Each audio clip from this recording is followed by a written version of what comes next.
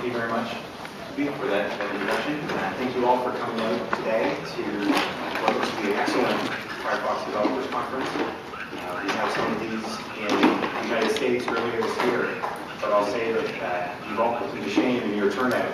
It's very exciting for the speakers, and I'm honored to be able to speak with you today about the web. We're all here today because of the web. In some cases, very literally, you probably found out about this event on the web. You probably used the web to sign up for it. I used the web to book my plane tickets and check the weather report. The weather report turned out to be a lie, but that's not the web's fault.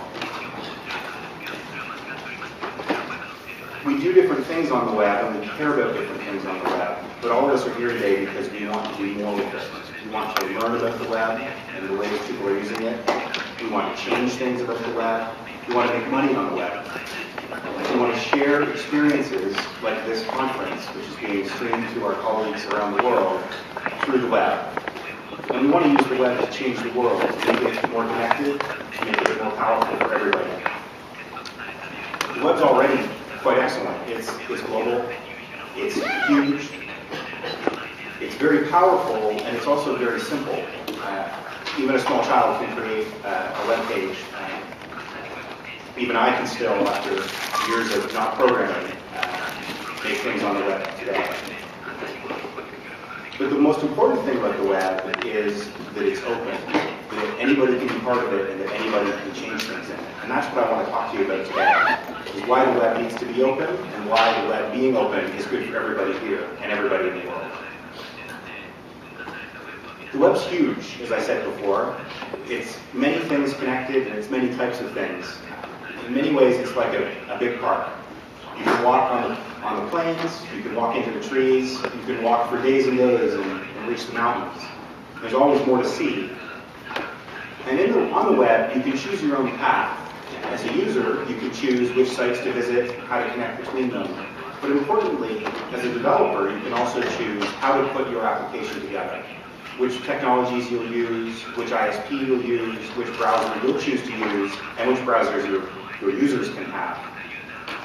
Being able to choose those paths is very important to what makes the web successful. It allows people to combine old things in new ways, and it allows people to work together in ways that are always changing and always growing. And it's hard to imagine what could be better than that. But there are some things, and I'll tell you about them soon. Not everybody, of course, likes the web, or likes the web the way it is. You might ask why that is. Everybody uses the web. Who would not like it?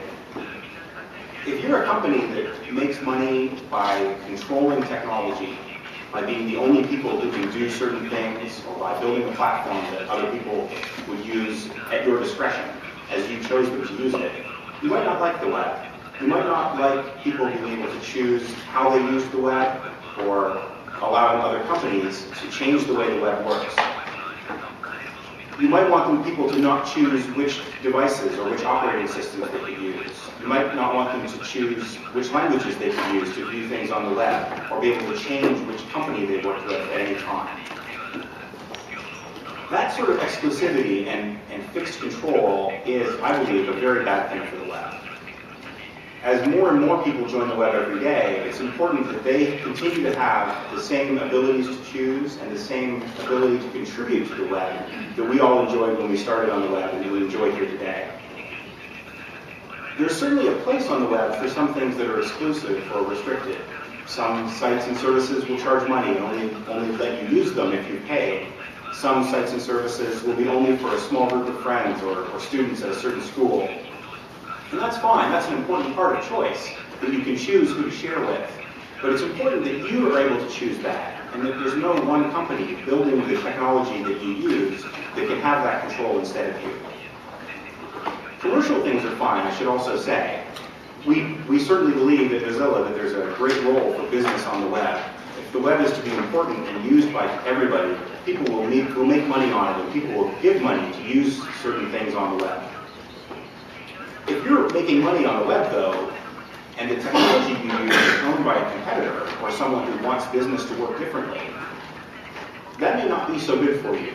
So even as you choose to make money and you look at other platforms you might choose to use, that other companies might ask you to use, you should keep in mind where that control lies and make sure that you don't end up having your decisions made by somebody else. Many of these other platforms have some characteristics that make them very, very good for marketing them.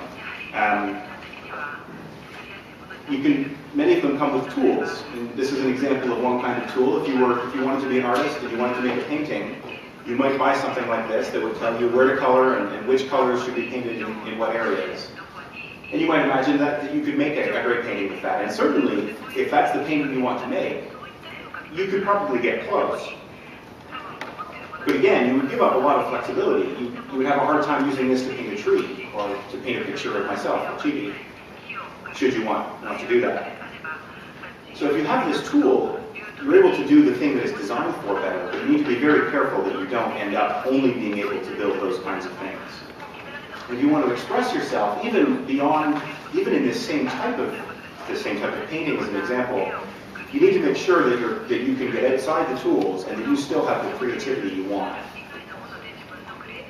We're quite lucky that the great masters and painters didn't have brushes and canvas that were restricted to using certain tools, and that people weren't able to say you can only paint realistic paintings, you can only paint pictures of buildings, because that's how they believed that painting should be used. Now, many tools are very useful, and certainly in Mozilla and on the web, we all use lots of tools. We use browsers and servers, we use different programming languages, we use debuggers and compilers and editors, we use tools for making pictures and sharing them on the web. We're using tools right now to share this video of this conference with people around the world.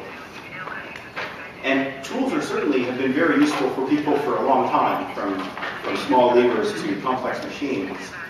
When you're making things in the physical world, tools can be especially useful because they allow you to produce things much more quickly and much more efficiently. Once you've learned how to make something, you can make that again many, many times. But those tools come with restrictions. As an example, a vending machine is a very useful tool for selling things. They're conveniently placed throughout the city. I've seen many interesting things in them in my time here in Tokyo. And if you have something that fits in this vending machine, you might want to use one. But it comes with trade-offs, and it's important that we're aware, in this somewhat perhaps silly example, but also in the more important choices we make about the web, of how those tools affect what we can do. In the case of a vending machine, the things that are in there need to be able to last a long time. They need to fit in the slots at the top, but they also need to fit out of the hole in the bottom. It would be hard to have a very large thing or a very fresh thing. Hard to have a whole meal for a whole family to come out of that. The web isn't really like a vending machine in that sense. It's not packaged up as easily to use in some cases. But in exchange for that, today, you get a wide variety of choice. You can decide what goes into your meal. You can decide that you like how some things taste better than others. In applications, you might decide that you like the taste of using a Macintosh more than you like the taste of using Windows. You might decide that in your application, you don't want to put in some kinds of technologies because you're allergic to them or because they don't agree with you.